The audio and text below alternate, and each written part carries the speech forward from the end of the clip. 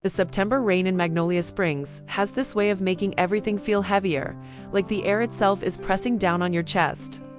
I was standing outside the Ashworth-Sterling mansion, my cleaning supplies bag clutched against my hip, watching the water drip from the ancient magnolia trees that gave our town its name. The droplets fell in a steady rhythm against the pristine white columns of the house, each one reminding me exactly where I belonged in this world and where I didn't.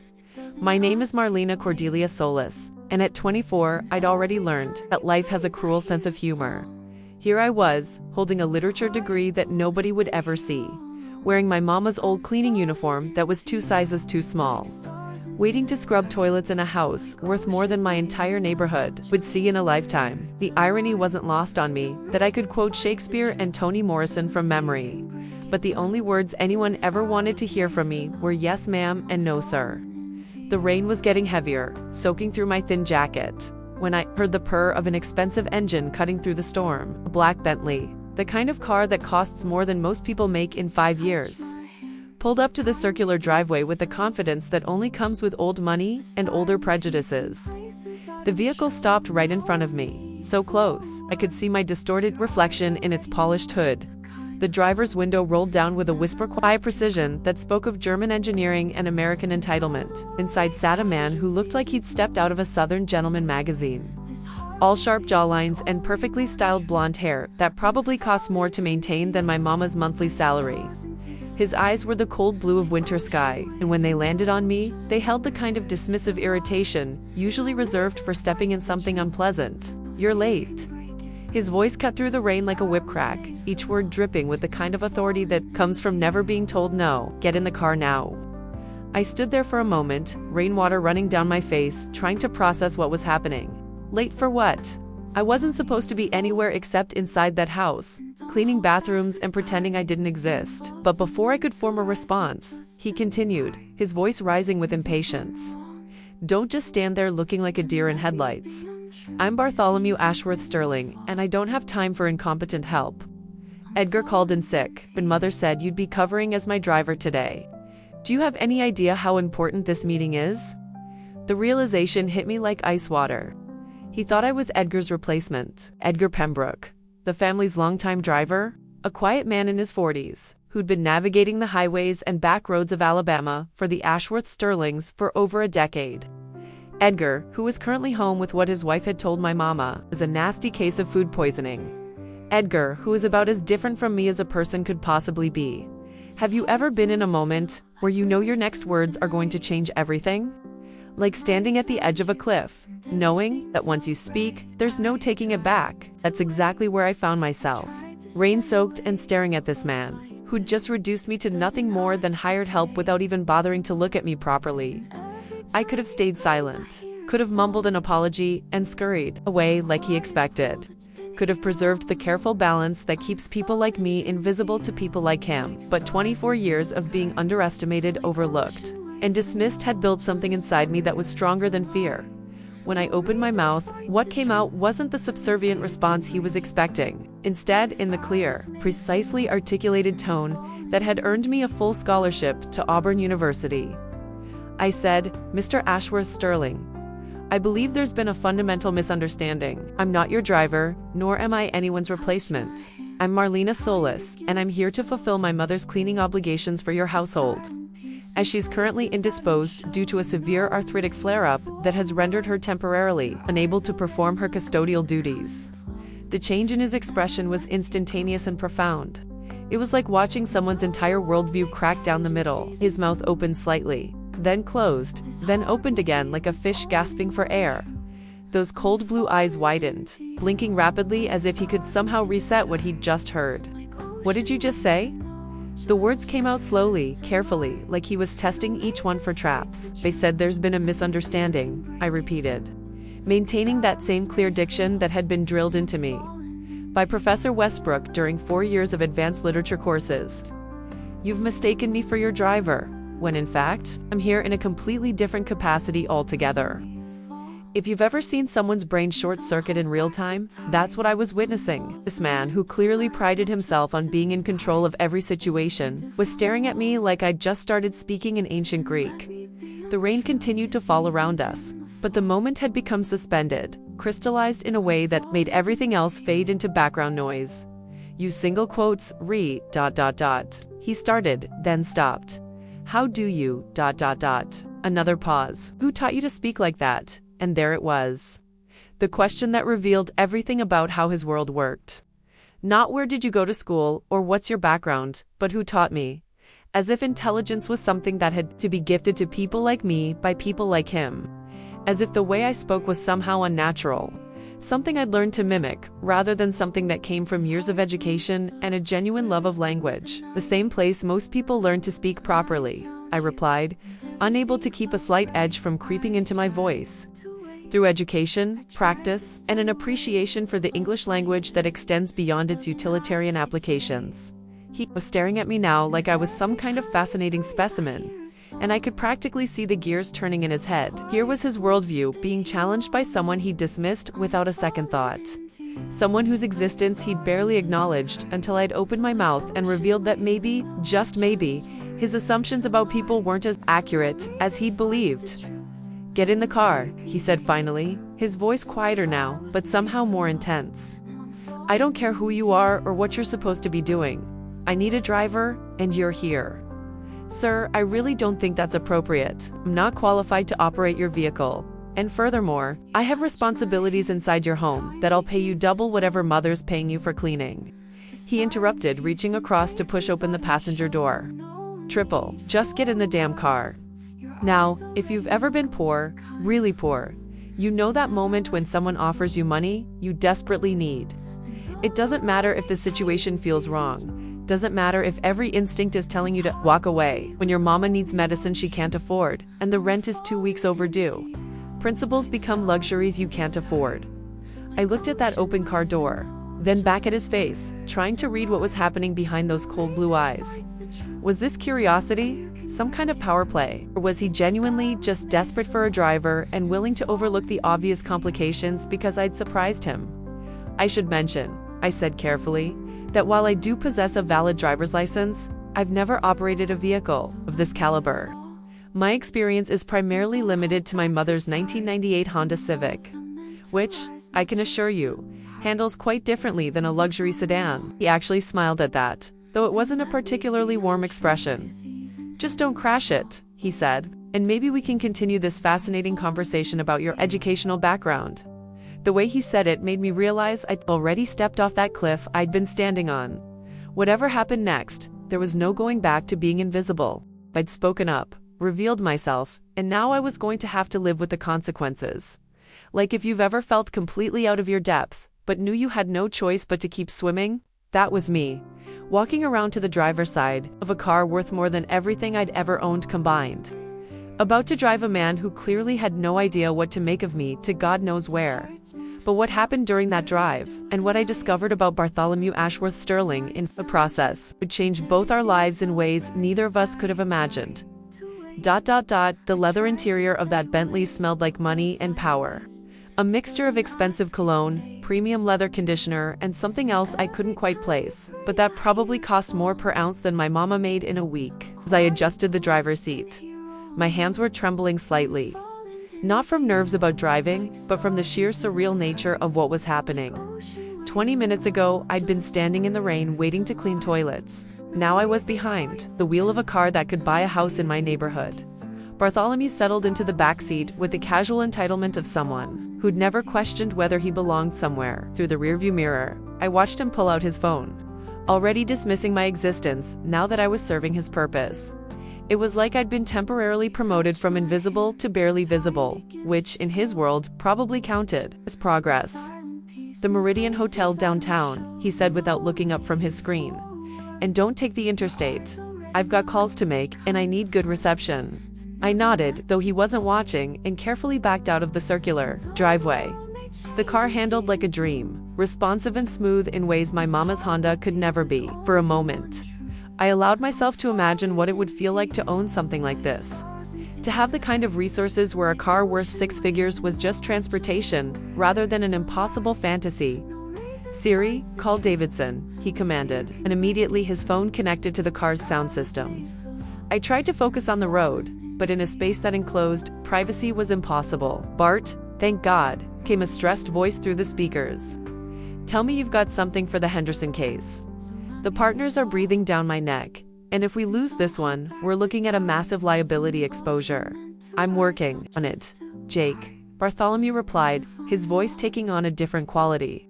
More professional, but somehow less confident than when he'd been ordering me around. "The preliminary research is promising, but there's something missing, some angle we're not seeing." I knew I should tune out, focus on driving, mind my own business. But as they started discussing the case details, something in my chest tightened with recognition. They were talking about an employment discrimination lawsuit. Something involving a manufacturing company that had allegedly passed over qualified minority candidates for management positions. The legal terminology they were throwing around was familiar. Too familiar. The pattern is clear. The voice on the phone continued, but proving intentional discrimination versus unconscious bias is the challenge. Their legal team is arguing that all hiring decisions were based purely on merit and experience.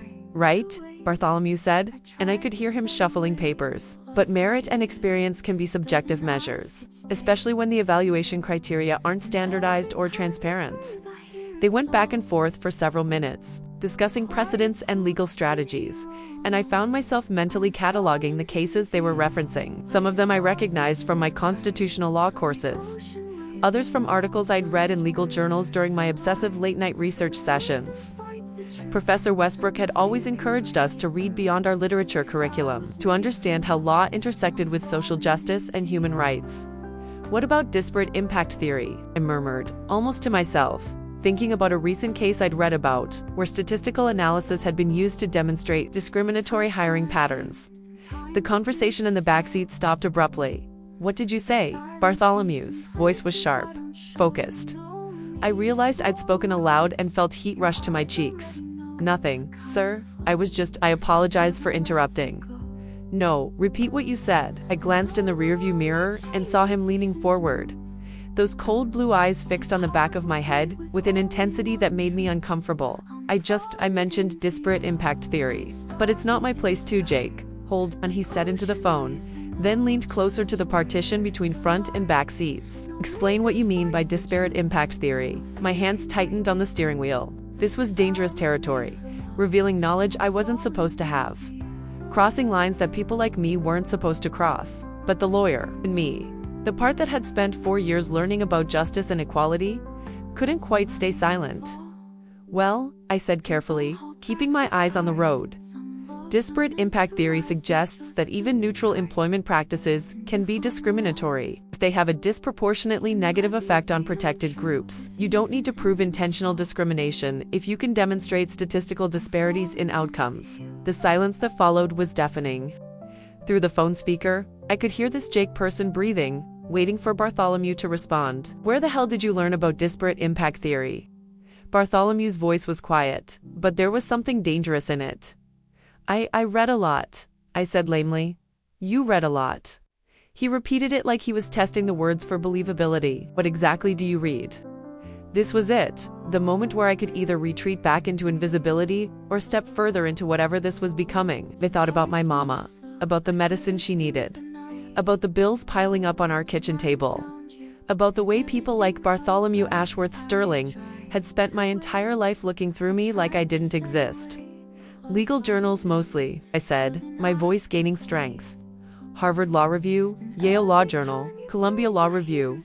I have subscriptions to several online databases. The Henderson case you're discussing would likely benefit from examining the statistical hiring data over the past 5 years, particularly focusing on interview-to-hire ratios across demographic lines."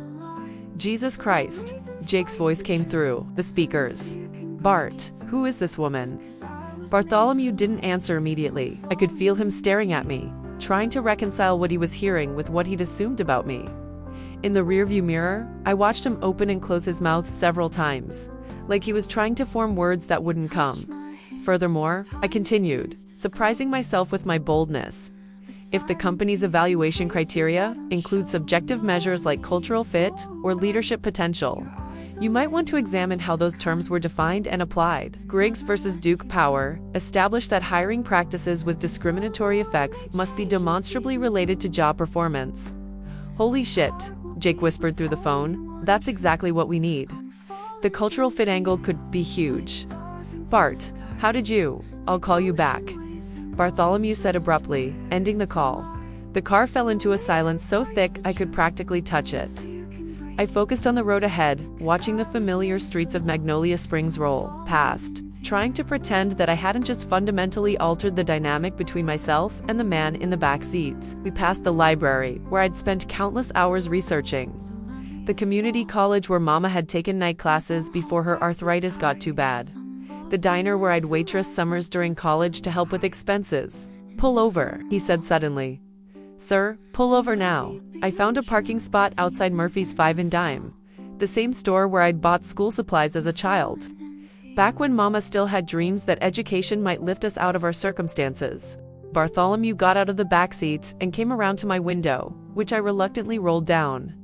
He stood there in the drizzle, studying my face like he'd never really seen me before. Who are you? I told you. Marlena Solace. That's not what I mean, and you know it. He was leaning down now, his hands braced against the car door. Close enough that I could see the confusion, and something that might have been fear in his eyes. How does the daughter of my mother's cleaning lady know more about employment discrimination law than half the lawyers at my firm? You know that feeling when you're standing at a crossroads, and you know that whatever you say next is going to determine the entire course of your life. That's where I was, looking up at this man who represented everything I'd been taught to fear and resent. Knowing that I could either retreat into the safety of lowered expectations, or risk everything on the truth.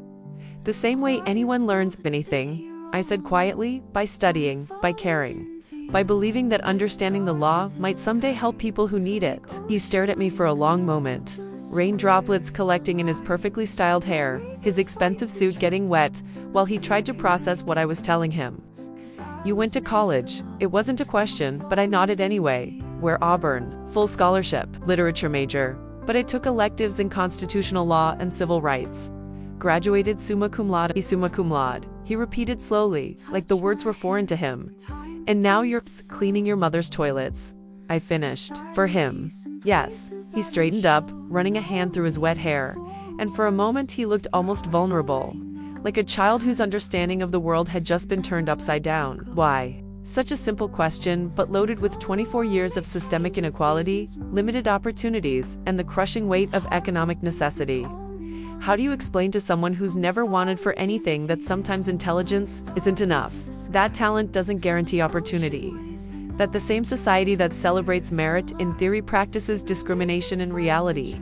Because having a degree doesn't guarantee having options, I said. Because connections matter more than qualifications. Because people like you look at people like me and see only what they expect to see. Subscribe if you want to know what happened when Bartholomew realized that everything he thought he knew about merit, intelligence, and social hierarchy was about to be turned completely upside down. Because what I discovered about him next would change both our lives forever. ... He got back in the car without another word, but something fundamental had shifted in the space between us.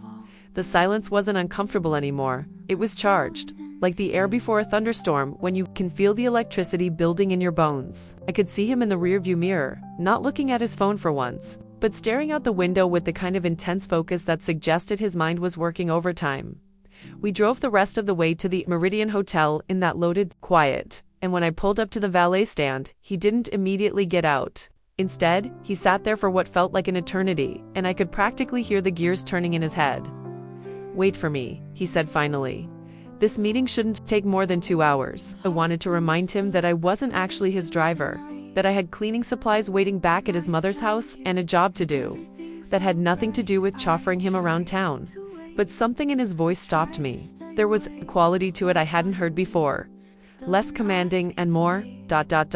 uncertain. Of course, Mr. Ashworth-Sterling. He paused with his hand on the door handle. It's Bartholomew, or Bart.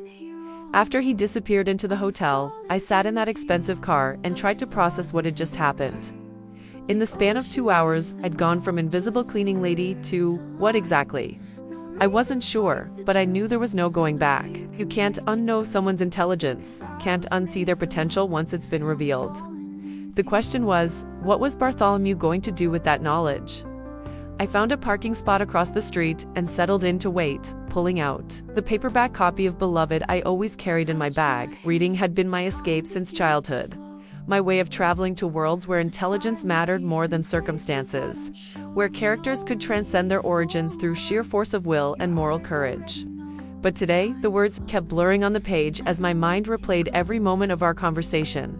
2 hours later, Bartholomew emerged from the hotel, looking like a man who'd just won the lottery and been diagnosed with a terminal illness simultaneously. His usual confident stride was replaced by something more measured, more thoughtful. When he got back in the car, he didn't immediately give me directions. "The meeting went well?" I asked, trying to fill the silence. "Better than well," he said, but his voice was strangely flat. That insight about disparate impact theory, it changed everything. "We're going to win this case, and it's going to be worth millions to the firm." I should have felt proud, vindicated even. Instead, I felt something cold settle in my stomach. "That's wonderful news, is it?" He leaned forward, and when I looked in the rearview mirror, his eyes were fixed on mine with an intensity that made me want to look away. "Tell me something, Marlena. How many times have you had ideas that could change everything, and no one ever heard them?" The question hit me like a physical blow. How many times? Every day of my life. Every time I read about legal cases and saw obvious solutions that no one was pursuing. Every time I watched politicians debate issues I'd written papers about in college. Every time I overheard conversations in the grocery store about problems I could solve if anyone had ever bothered to ask my opinion. "That's not really relevant," I said quietly, "isn't it?" He was quiet for a moment. "Where do you want me to take you?" "Back to your mother's house." "I still have work to do." But instead of giving me directions, he pulled out his phone and made a call. "Mother, yes, the meeting went perfectly. Thank you for asking. Listen, I need you to give Marlena the day off. Something's come up. ... No, nothing's wrong. Yes, I'll explain later.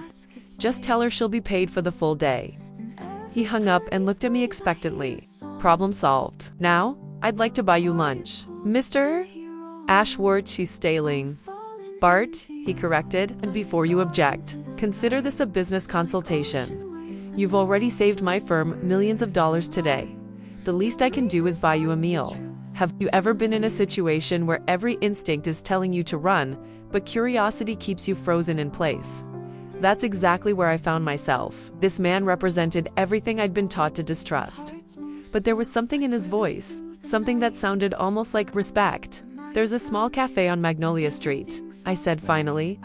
"Essie's Kitchen. It's nothing fancy, but perfect." Essie's Kitchen was the kind of place where everyone knew everyone, where the sweet tea was syrupy and the cornbread came with real butter, where people like Bartholomew Ashworth-Sterling definitely did not eat lunch. When we walked in together, the conversation stopped so abruptly, it was like someone had hit a pause button on the entire restaurant. Essie Mae Washington, the owner, had known my mama since they were girls, and her eyes went wide when she saw me walk in with one of the richest men in 3 counties. But Essie had been serving food to hungry people for 40 years, and she recovered quickly, leading us to a booth in the back with the kind of professional grace that comes from a lifetime of navigating social complexities. "Sweet tea for both of you?" she asked, already knowing my usual order. "Please," Bartholomew said, and I watched Essie's eyebrows rise slightly at his polite tone. After she left, we sat across from each other in that vinyl booth, and for the first time, I really looked at him. Without the barrier of the car between us, without the rain and the urgency, he seemed somehow smaller, more human. His expensive suit looked out of place against the homemade quilts that decorated Essie's walls, and I could see him taking in the details of a world he'd probably never experienced before. "So," he said, wrapping his hands around his glass of tea like he was trying to warm them, "Auburn University. Full scholarship. Summa cum laude. What was your thesis on intersectionality in Southern Gothic literature?" I replied, specifically. "How writers like Flannery O'Connor and William Faulkner used social hierarchies to expose the contradictions in American ideals of equality and justice." He blinked slowly. "And you chose to study that because I lived it," I said simply. "Because every day in the South, you see the gap between what we say we believe and how we actually treat each other. Literature was just a way to examine those contradictions through a critical lens." "Jesus," he murmured, shaking his head. "And now you're cleaning houses." "There's nothing wrong with cleaning houses," I said, hearing the defensive edge creep into my voice. "My mother has supported our family doing honest work for 30 years. There's dignity in any labor performed with integrity." "You're right," he said quickly. "That's not what I meant. I meant that it's a waste, not of your mother's talents, but of yours. You should be arguing cases, writing briefs, changing laws. Instead, he trailed off, seeming to realize that finishing that sentence would only make things worse. Instead, I'm serving people who don't see me as fully human. I finished. For him. People who look at me and see only my mother's occupation, my weight, my address. People who would never imagine that I might have something valuable to contribute to their world. He had the grace to look ashamed. People like me. People exactly like you. Essie brought our food then, and we ate in relative silence for a while. I watched him try to navigate a plate of fried catfish and collard greens with the same careful attention he'd probably give to a business contract. And despite everything, I found myself almost smiling. "Can I ask you something?" he said finally. "You've been asking me things all day, fair point." He set down his fork and looked directly at me. "Why did you help me today?" "In the car, with the case. You didn't owe me anything. In fact, after the way I treated you, you had every reason to let me fail." I considered the question seriously, thinking about all the times I'd bitten my tongue. All the moments I'd swallowed my opinions to avoid conflict. Because the case you're working on matters. Because someone's going to benefit from justice being served, even if it's not me. And because I paused, trying to find the right words. Because maybe I was tired of being invisible. He nodded slowly. Like that answer made sense to him in some fundamental way. "What if I told you that you didn't have to be invisible anymore?" "What do you mean?" "I mean, what if there was a way for you to use your mind, your knowledge, your insights, in a way that mattered? What if someone was finally ready to see what you're capable of?" There was something in his tone that made my heart start beating faster. Something that sounded suspiciously like opportunity. But I'd learned not to trust easy promises, especially from people who lived in a completely different world than I did. "I'd say that sounds too good to be true," I replied carefully. "Maybe it is," he admitted. "But maybe it's also the best idea I've had in years." He was looking at me with that intense focus again, and I could see something working behind his eyes, some plan or possibility taking shape. Whatever he was thinking, I had the feeling it was going to change everything, for better or worse. "Bartholomew," I said slowly, "what exactly are you suggesting?" He smiled then, and for the first time since I'd met him, it looked genuinely warm. "I'm suggesting that maybe it's time for both of us to stop playing by rules that never made sense in the first place. If you think you know where this story is going, trust me, you don't."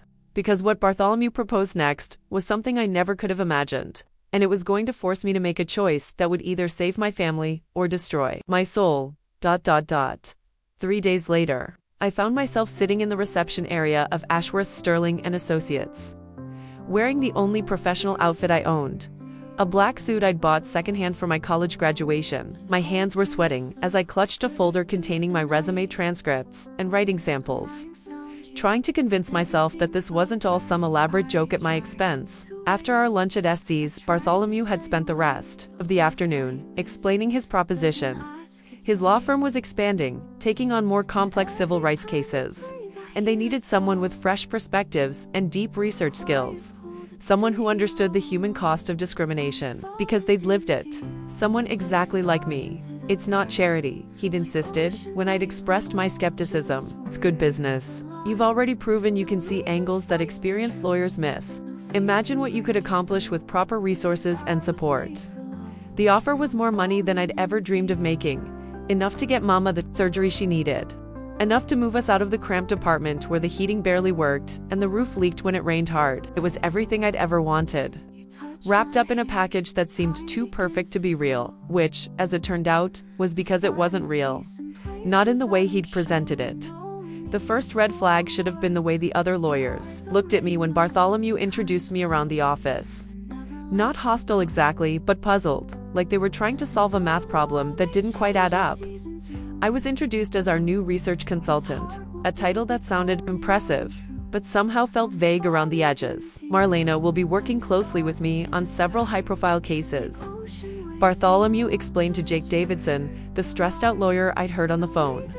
"She has some unique insights into discrimination law that I think will prove invaluable." Jake shook my hand politely enough, but I caught the look he exchanged with Bartholomew over my head. It was the kind of look that suggested a conversation had already taken place about me, one that I hadn't been included in. The second red flag was my office, or rather, the lack of one. Instead of the proper workspace I'd expected, I was given a small desk in what appeared to be a converted storage room, tucked away where clients wouldn't accidentally encounter me during their visits. No nameplate, no business cards, no inclusion in the firm directory. "It's temporary," Bartholomew assured me when I raised the question. "Just until we see how things work out." "You understand?" I understood. All right? I understood that despite all his pretty words about valuing my intellect and seeing my potential, I was still being kept carefully hidden from view, like a shameful family secret that might prove useful but couldn't be acknowledged publicly. But the money was real, and Mama's medical bills were real, and I told myself that I could swallow my pride if it meant securing our future. I threw myself into the work, with the same intensity I'd brought to my studies. Researching precedents, analyzing case law, crafting arguments that I knew were better than anything the firm had produced before, and they were good. I knew they were good because I watched Bartholomew present my ideas in meetings. Watched him take credit for insights that had kept me awake until 3 in the morning. Watched him accept praise for brilliance that had come from my mind and my research. "Marlena," he said one afternoon, "about 2 weeks into my employment, I need you to look into something for me. There's a new case coming in, wrongful termination with possible discrimination elements. The client is meeting with the partners tomorrow, and I want to be prepared with some preliminary strategies."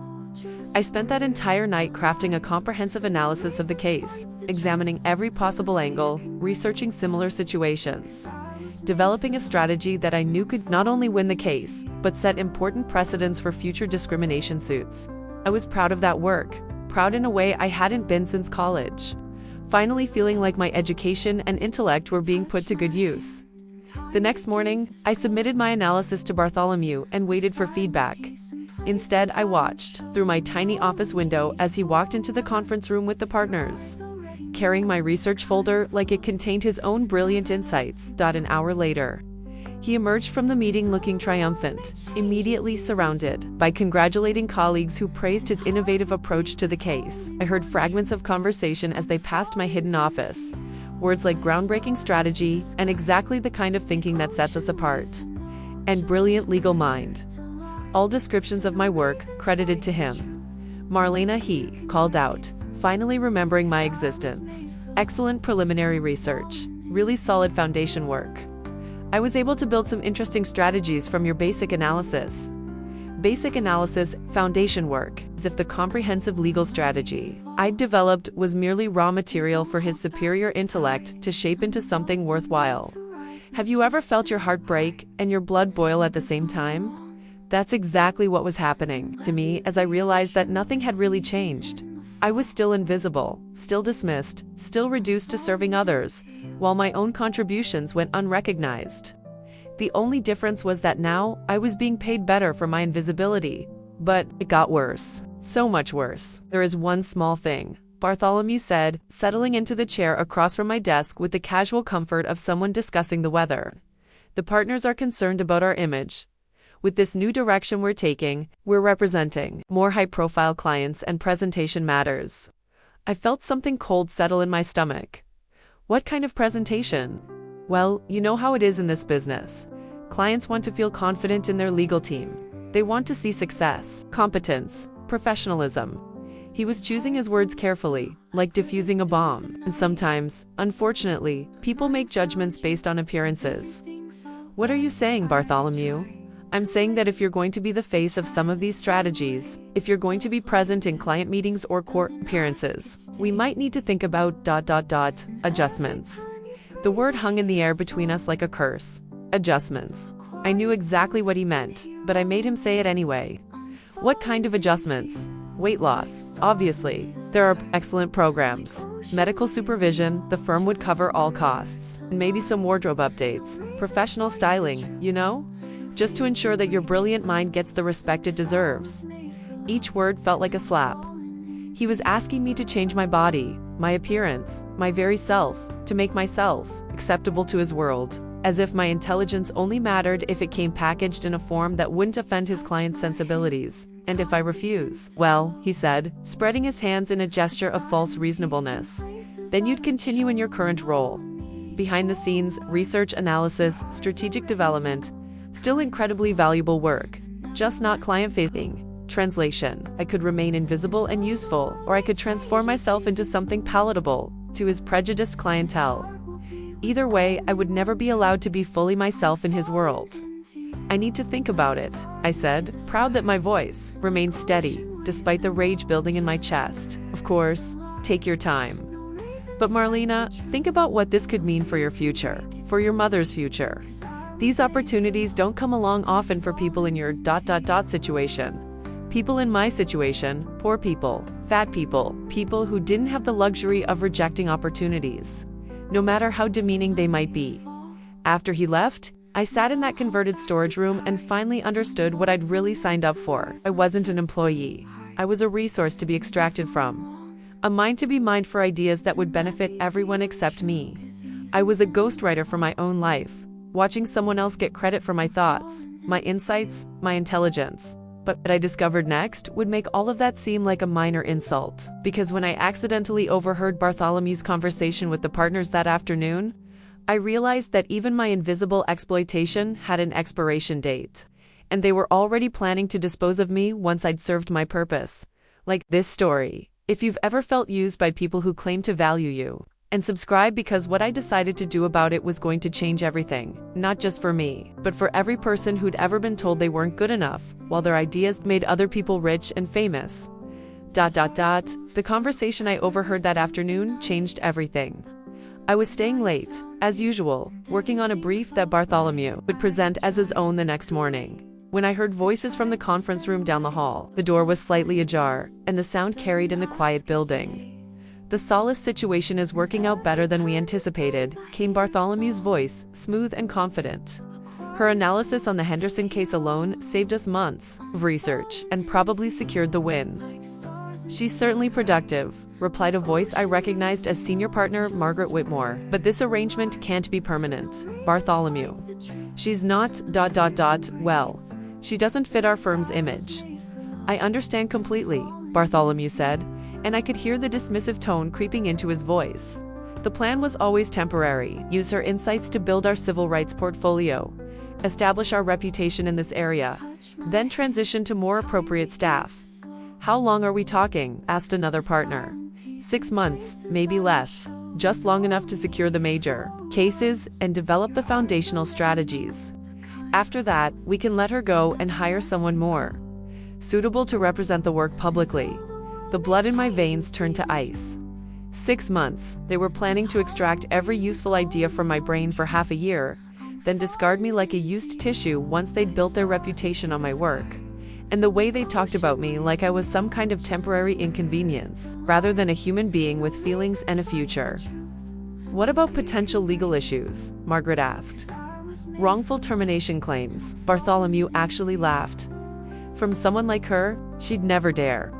Besides, we'll document performance issues, create a paper trail. Poor fit with firm culture, inability to meet client-facing requirements. It'll be clean." Have you ever felt your entire world collapse and rebuild itself in the span of 30 seconds? That's what happened to me, standing in that hallway, listening to people who'd smiled to my face plan my professional execution with the casual cruelty of discussing weekend plans. But along with the devastation came something else, something harder and more dangerous: rage. Pure, crystalline rage that burned away every doubt, every moment of gratitude, every naive hope that maybe this time would be different. I walked back to my storage room office and sat down at my computer. For the first time since I'd started working at the firm, I wasn't researching case law or crafting legal strategies. I was planning something entirely different. Over the next 3 weeks, I became a different person at work.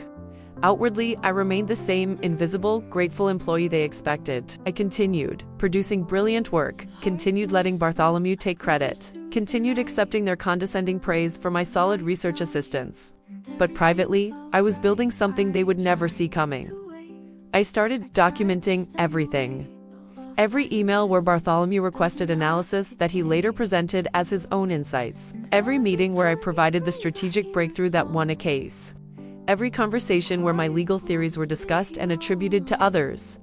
I had access to the firm's internal systems, and I used that access to build an irrefutable record of intellectual theft. More importantly, I started recording conversations.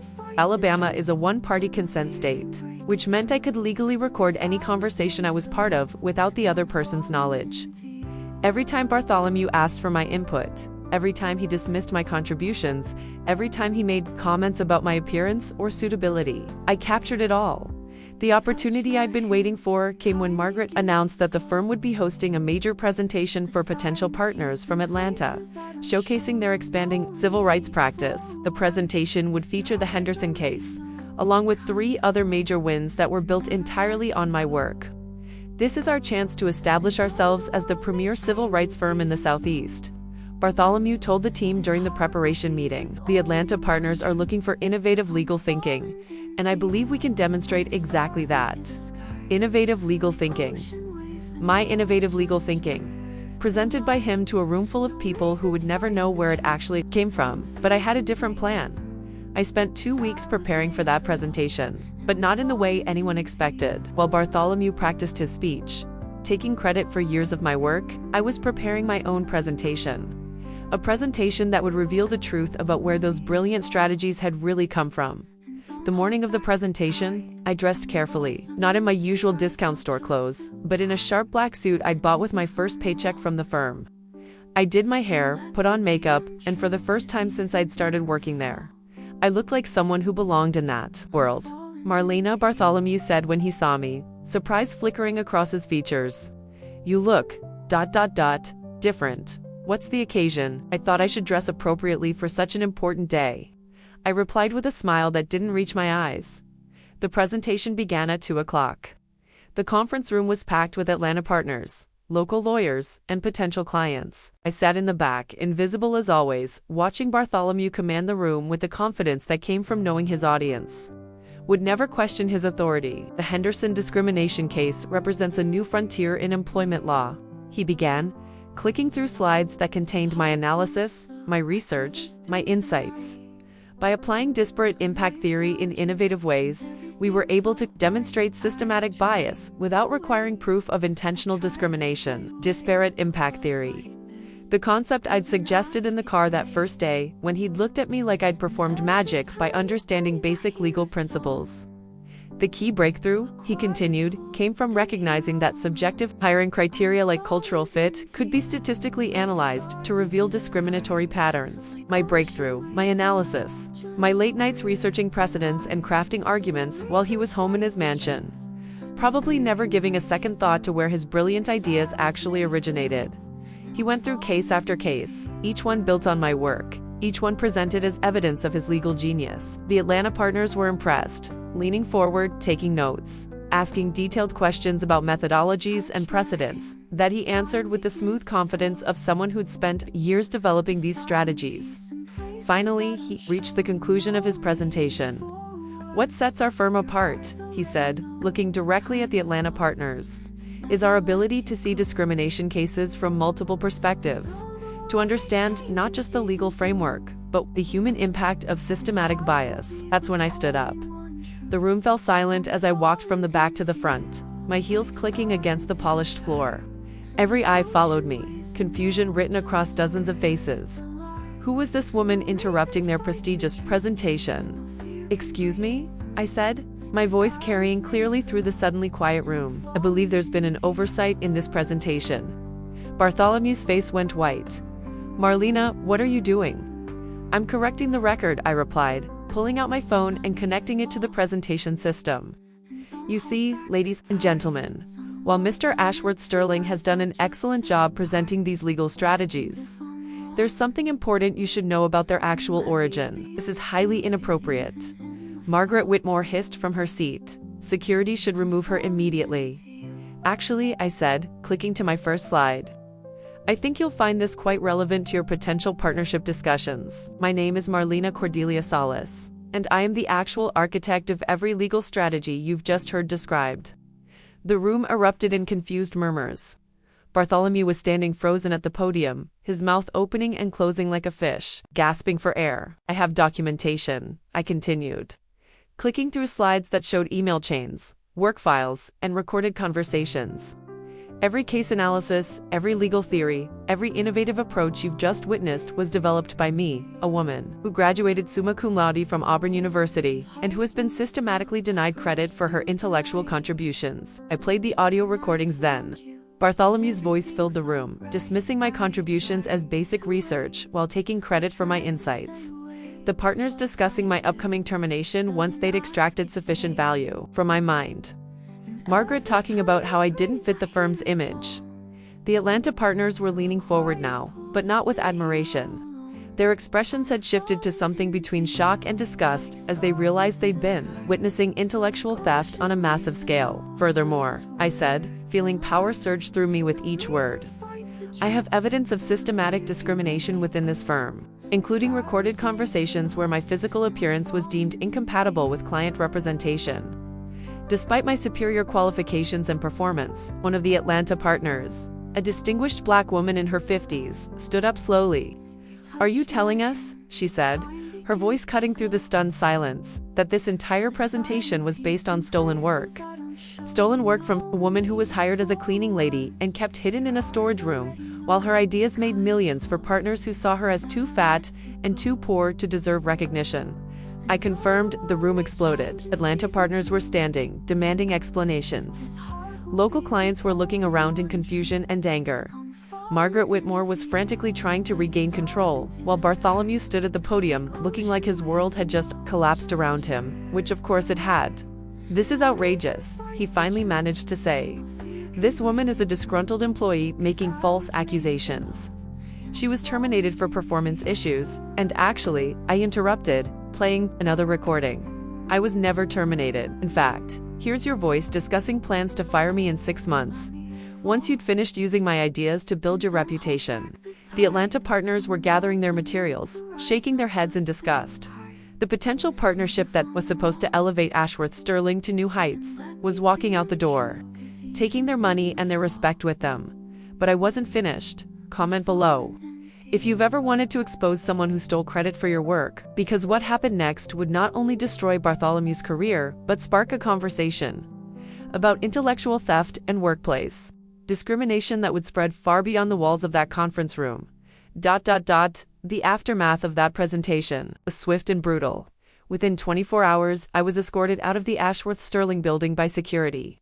My personal belongings hastily packed into a cardboard box. Margaret Whitmore delivered the news personally, her voice cold and professional, as she explained that my employment was being terminated immediately for breach of confidentiality and unprofessional conduct. You've made a very serious mistake, Miss Solace, she said, not even trying to hide the venom in her voice. No reputable law firm will hire you after this stunt. You've destroyed your own career out of spite. But I wasn't worried about my career anymore. I was worried about my mama, who needed surgery that I could no longer afford, and about the rent that was due in 2 weeks, and about the very real possibility that my moment of vindication had condemned us both to financial ruin. The story might have ended there, with me back where I started, invisible and forgotten, if not for Professor Ophelia Westbrook. 3 days after my termination, she called me with news that would change everything again. Marlena, honey, I've been following what happened at that law firm, she said, her familiar voice warm with concern and something that sounded like pride. I want you to know that what you did took incredible courage. It might have been courage, Professor, but it was also incredibly stupid, I replied, staring at the stack of unpaid bills on our kitchen table. I had a good job, and I threw it away for 30 seconds of satisfaction. Did you, though? She asked. Because I've been talking to some colleagues, and it seems your story is spreading in ways you might not realize. She was right. Over the next week, what had happened at Ashworth-Sterling began to ripple outward in directions I never could have anticipated. It started when Imogen, my childhood friend, posted a video on social media describing what she'd witnessed me go through, how a brilliant woman had been systematically exploited and then discarded when she refused to be silent. This is my best friend Marlena, she said in the video, which showed pictures of me from college graduation, from childhood, from the days when we both believed education could overcome any obstacle. She's the smartest person I know, and she's been treated like she doesn't matter, because she doesn't look like what powerful people think intelligence should look like. The video went viral in ways that social media stories sometimes do, capturing something that resonated with people who'd felt invisible, who'd been overlooked, who'd watched others take credit for their work. Within days, it had been shared thousands of times, with comments from people telling their own stories of workplace discrimination and intellectual theft. More importantly, it caught the attention of someone who could actually help, Miss Solace.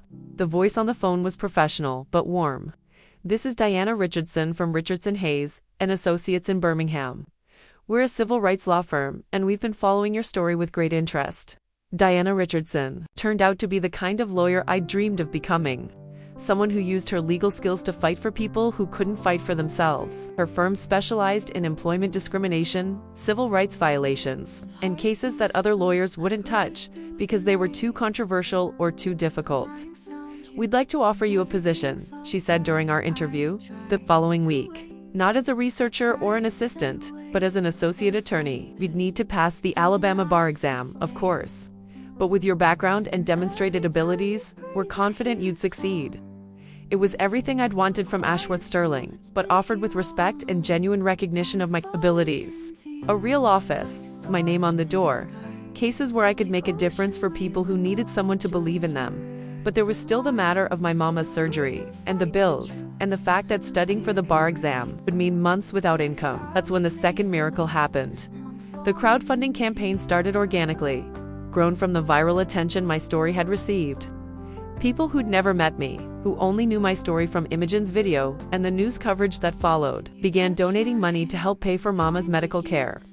$5, $10, sometimes more, from people who understood what it meant to struggle, who recognized something of their own experiences in mine. Baby Mama said one evening, tears streaming down her face as she looked at the fundraising page on her old laptop. "Look at all these people. Look at what they're saying." The comments were overwhelming, people sharing their own stories of discrimination, of being overlooked, of having their intelligence questioned because of their appearance or background. But more than that, they were expressions of hope, of belief that maybe this time, things could be different. Within 2 months, we'd raised enough money for Mama's surgery, and then some. More importantly, I'd passed the Alabama bar exam on my first try, scoring in the top 10% of test takers. Diana Richardson kept her promise, and I started work at her firm as a full associate, handling real cases for real clients who desperately needed someone to fight for them. The work was everything I'd hoped it would be. Employment discrimination cases, civil rights violations, wrongful termination suits, cases where I could use my intelligence and education to make a real difference in people's lives, where my background and experiences were assets rather than obstacles.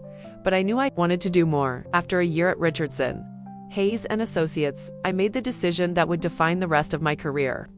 I was going back to Magnolia Springs to open my own practice. "Are you sure about this?" Diana asked when I gave my notice. "You're doing excellent work here, and there's room for advancement. Going back to a small town, starting your own firm, it's a huge risk." She was right, of course. It was a risk, but it was also a chance to come full circle, to return to the place where I'd been invisible, and make sure that other people like me wouldn't have to face the same struggles alone. I opened Solace and Associates in a small office on Main Street, right across from Murphy's 5 and Dime, where I'd bought school supplies as a child. The sign in the window read, "Civil Rights and Employment Law," and underneath, in smaller letters, "Everyone deserves justice." The first year was difficult. Small-town legal practice meant small cases, limited resources, and clients who often couldn't afford to pay much. But word spread the way it does in tight communities, about the lawyer who'd stood up to the rich folks, who'd exposed the truth, about how they really treated people like us. My first major case was representing a group of black workers at a local manufacturing plant who'd been passed over for promotions, despite having superior qualifications. It was almost exactly like the Henderson case that had started everything. Except this time, I was the one presenting the arguments, developing the strategy, fighting for justice in my own name. We won, not just the case, but a settlement that changed policies at the plant, and sent a message throughout the region that discrimination wouldn't be tolerated. Not anymore. 1 year after that disastrous presentation at Ashworth-Sterling, I was driving through downtown Magnolia Springs, when I saw a familiar figure on a used car lot, trying to convince a young couple to buy a rusted pickup truck. Bartholomew Ashworth-Sterling, former lawyer, current car salesman, looking older and smaller than I remembered. I pulled into the lot, not sure why. Maybe just to see how far he'd fallen. maybe to get some kind of closure on that chapter of my life. He looked up when I got out of my car, a new Honda that I'd bought with my first settlement check, and I watched recognition dawn on his face. For a moment, neither of us said anything. "Marlena," he said finally, his voice lacking all the arrogance and authority it had once carried. "I heard you were back in town. Heard you're doing well?" "I am," I replied simply. He nodded, looking down at his hands. "I want you to know what happened at the firm. The way we treated you, it wasn't right. I knew it then, but I was too proud, too stupid, too wrapped up in my own privilege to admit it. It was an apology, of sorts. More than I'd expected to ever receive from him. The funny thing is," I said, looking at the small office building visible across the street, where my name was painted on the window, "you did me a favor. You showed me exactly what I didn't want to become, and exactly what I needed to fight against." He followed my gaze to my office, taking in the success that had grown from the ashes of his betrayal. "You always were smarter than the rest of us," he said quietly. "No," I corrected him, "I was just never given the chance to show it. There's a difference." I left him there on that car lot and drove home to Mama, who was healthy now, pain-free, for the first time in years, proud of her daughter who'd refused to stay invisible. I thought about all the people who'd supported me, who'd believed in me when I couldn't believe in myself, who'd turned my moment of desperate courage into something bigger than I'd ever imagined possible. Have you ever experienced a moment of vindication that changed not just your life, but your understanding of what's possible when people refuse to accept injustice? Because that's what happened to me, and it's still happening, every day in every case I take, every client I represent, every time I walk into a courtroom and demand that intelligence be recognized regardless of what package it comes in. Subscribe if this story reminded you that your voice matters, that your intelligence deserves recognition, and that sometimes the most powerful thing you can do is refuse to stay invisible, because the truth is, there are Marlenas everywhere, waiting for their moment to speak up, waiting for someone to see their worth, waiting for a chance to show the world what they're really capable of, when given the opportunity to shine, and maybe, just maybe, this story will inspire someone else to find their voice, to refuse to be dismissed, to stand up and say, "I deserve better than this," because we all do. Every single one of us deserves to be seen, to be heard, to be valued for the content of our minds, rather than the prejudices of others. The girl who was once invisible is invisible no more, and neither are you.